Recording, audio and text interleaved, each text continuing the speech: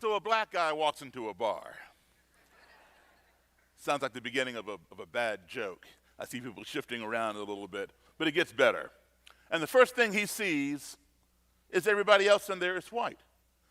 So he sits down at the piano on the stage with the band to play, and on the band break, a white gentleman comes up to him and says, "You know, this is the first time I ever heard a black man play piano like Jerry Lee Lewis."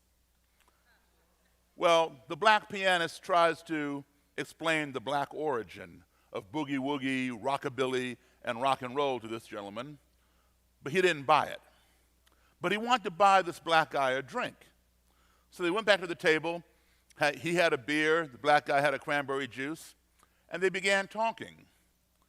And then the white gentleman says, "You know, this is the first time I ever sat down and had a drink with a black man." Well, the first thing that occurs to the black guy is, this guy is having a night of firsts.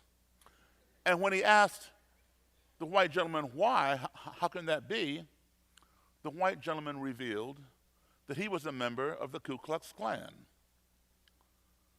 Well, this guy was having a night of firsts. My first experience with racism occurred when I was 10 years old in 1968. My family had just moved to a place called Belmont, Massachusetts. And I was one of two black kids in my entire school, 10 years old in fourth grade. I joined the Cub Scouts, and we had a parade, a march, from Lexington to Concord, Massachusetts, to commemorate the ride of Paul Revere. Somewhere down the parade route, as I was marching with my fellow scouts, I began getting hit by bottles, soda pop cans, rocks, and debris from the street by a small group of white spectators off to my right on the sidewalk. I had no idea that I was the only person getting hit until my den mother and other scout leaders came rushing over and huddled over me with their bodies and escorted me out of the danger. And they never explained why this was happening to me. And I had no clue. When I got home, my mom and dad were fixing me up with Band-Aids and mercurochrome, and they explained to me why I was a target of these projectiles. At the age of 10, I formed a question in my mind, and that question was, how can you hate me when you don't even know me?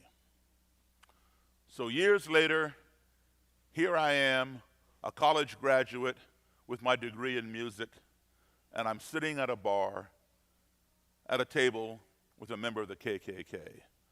I'd been seeking the answer to that question for years, unable to find it. Now, here's my opportunity. For who better to ask than someone who would join an organization who historically their premise has been hating those who do not look like them and who do not believe as they believe? Who better to answer that question, how can you hate me when you don't even know me? I persuaded this Klan member to give me the contact information for the leader of the Ku Klux Klan. He reluctantly provided it to me on the condition that I not reveal where I got it from. The Klan leader's name was Roger Kelly. I had my secretary contact Roger Kelly because I decided I want to write a book. I want to sit down and interview Klan leaders and Klan members all around the country and ask them that question. So I was going to start right there in Maryland, where I currently live. So I had her contact Roger Kelly and not tell him that I was black, but ask him if he would consent to sitting down with her boss and giving him an interview. So he agreed.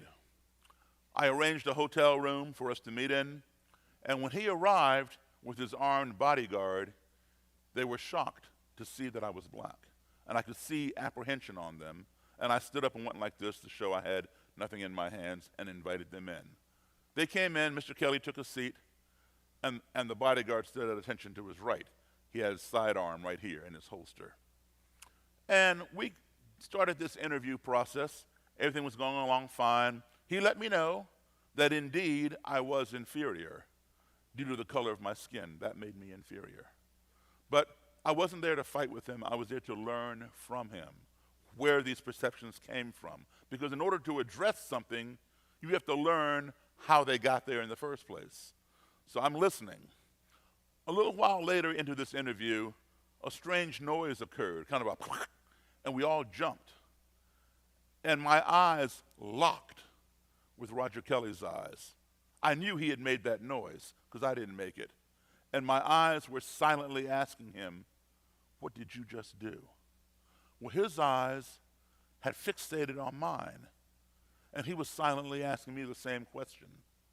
The bodyguard had his hand on his gun, looking back and forth between the Klan leader and myself, silently asking, what did either one of you all just do? Well, my secretary realized what had happened. She had filled the ice bucket with ice and put cans of soda in there to be hospitable and offer everybody beverages. Well, the ice bucket was sitting on top of the dresser. The ice had begun melting, and the cans of soda cascaded down the ice. And that's what made the noise. And we all began laughing at how ignorant we all were. But this was a teaching moment. I won't say anything was learned at that moment, but a lesson was taught. And that lesson was this.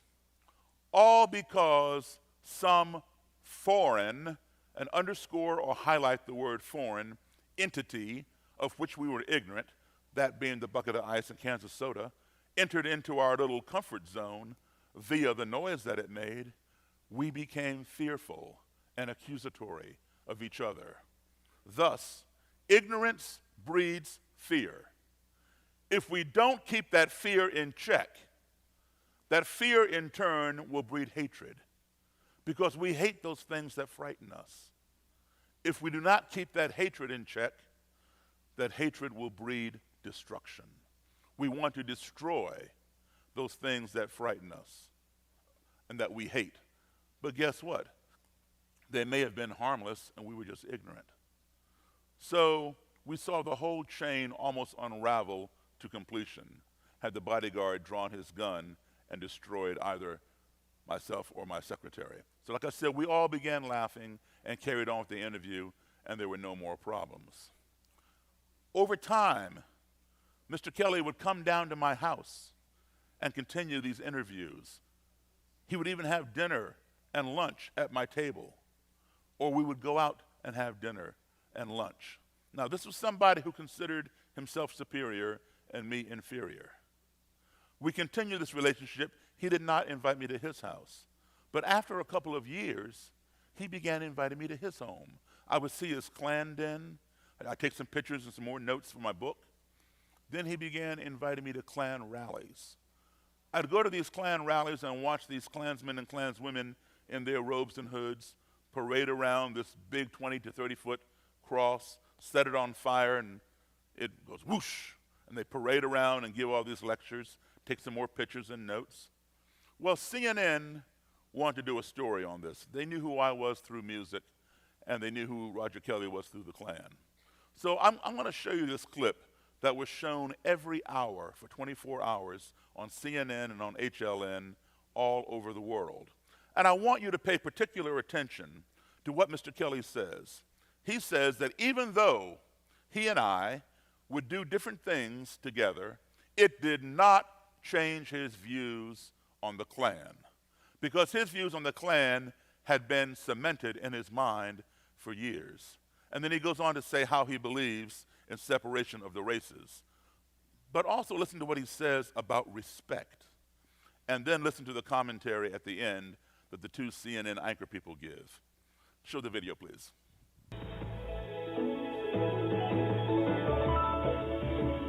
Welcome to this final hour of CNN Sunday Morning. I'm Bob Kane, and today for Miles O'Brien. Good morning to you all. I'm Joey Chen. Friendship can transcend all kinds of boundaries. Just look at us. And two men in Washington area are showing that even an African-American man and a member of the Ku Klux Klan can find common ground. CNN's Carl Rochelle reports. Daryl Davis plays a hot piano. It's part of the show, and it makes him stand out. He also stands out here. Davis is one of the few African Americans you will ever find attending a KKK rally. More than attending, he is welcome. I got more respect for that black man than I do you white niggers out there. It's been a tough day for the Klan. Their Maryland rally found many local residents rejecting the message of white separatism. After it's over, Daryl Davis hangs around backstage with his friend, Klan wizard Roger Kelly. It's not unusual for blacks and whites to be friends, but it is unusual to find a black man and a Klan leader chatting pleasantly over an orange soda after a Klan rally. The relationship started over a book Davis was writing. His secretary set up an interview with Roger Kelly, but didn't tell him Davis was black. They talked and talked some more. Davis learning about the Klan, Kelly learning about Davis. We get to know one another and we do different things, you know. It hasn't changed my views about the Klan, you know, because my views on the Klan's been pretty much cemented in my mind for years. Kelly and his Klan friends go to hear Davis and his band.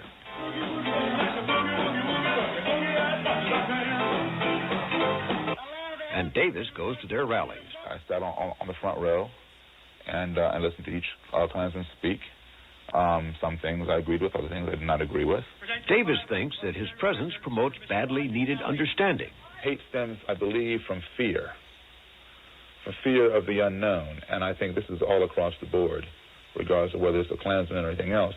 But he has no illusions about the Klan. If he did, his friend would be quick to disabuse them. And I believe in separation of the races. I believe that's in the best interest of all races. Does he really? Or has friendship transcended the color barrier? Listen to Kelly at a Klan rally. I will follow right man to hell and back because I believe in what he stands for and he believes in what I stand for. A lot of times we don't agree with everything, but at least he respects me to sit down and listen to me. And I'll respect him to sit down and listen to him. The strange relationship of a KKK wizard and his black buddy. In Washington, I'm Carl Rochelle, CNN Sunday Morning. Strange. Good adjective. Strange. Certainly that. Okay. You heard the Klan leader say that he respected me. What's up with that? He's a Klan leader. I'm a black guy. He said, we may not agree on everything, but at least he respects me to sit down and listen to me, and I respect him to sit down and listen to him. Very important, folks. If you have an adversary, you don't have to respect what they're saying, but respect their right to say it and have that conversation. We spend too much time talking about each other, at each other, past each other, and not enough time talking with each other. That is respect, okay? And thank you, as a result of that respect, over time, Mr. Kelly began rethinking his ideology, and that cement that held his ideas together in his mind for so long began to crack and crumble and then fall apart. And then just a few years back, Mr. Kelly decided to give up the Ku Klux Klan. He renounced it and gave me his robe and hood. This is the robe of the Klan leader, right here. This is the same robe you saw him wearing in the video. And of course, this is the hood and mask. Keep in mind, when two enemies are talking, they're not fighting. They're talking. They might be yelling and screaming, but at least they're talking. It's when the talking ceases that the ground becomes fertile for violence. So keep the conversation going. People learn racism through dialogue. Somebody tells them about it. So if you can learn it through dialogue, you can also unlearn it through dialogue. So a black guy walks into a bar, sits down at the piano, and then a conversation starts.